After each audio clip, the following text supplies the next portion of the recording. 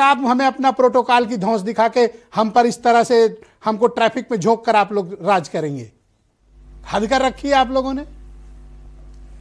धन्यवाद धन्यवाद विजय जी। देखिए, एक तो आपको साधुवाद कि आपने इतना बड़ा मुद्दा उठाया है।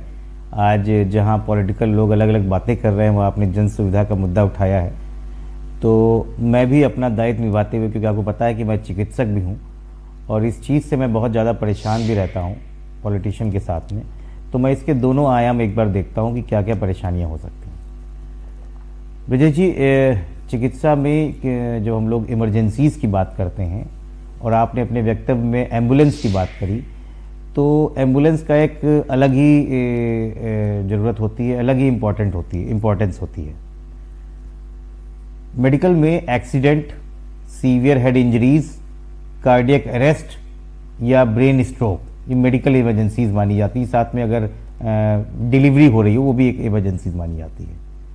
इसमें एक ट्रीटमेंट का प्रोटोकॉल है कि फर्स्ट गोल्डन आवर, मतलब शुरुआत के एपिसोड शुरू होने के अगर हम 60 मिनट के अंदर किसी मरीज को भर्ती कर लें तो इसकी रिकवरी के चांसेस 90% के ऊपर आते हैं।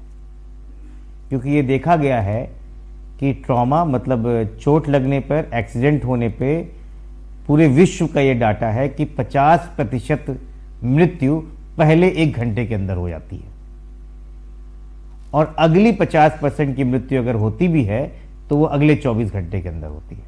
तो मतलब उसके बाद टाइम का रिलेवेंस इतना इंपॉर्टेंट नहीं होता परेशान है, है शुरुआत का पहला 1 घंटा। आप लोग एज ए अपोजिशन पार्टी ये मुद्दा क्यों नहीं उठाते हैं?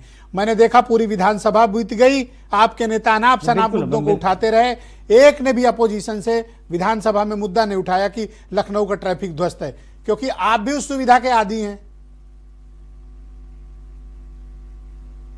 नहीं, देखिए ऐसा है ना कि विजय जी, ट्रैफिक जाम की सुविधा वीआईपी कल्चर खत्म होने के साथ होनी चाहिए, लेकिन भारतीय जनता पार्टी के किसी भी मंत्री की गाड़ी में लाल बत्ती नहीं लगी है, लेकिन उसकी गाड़ी के आगे पीछे 2 हूटर लगाने वाले सारे पुलिस वाले उनके साथ चलते हैं।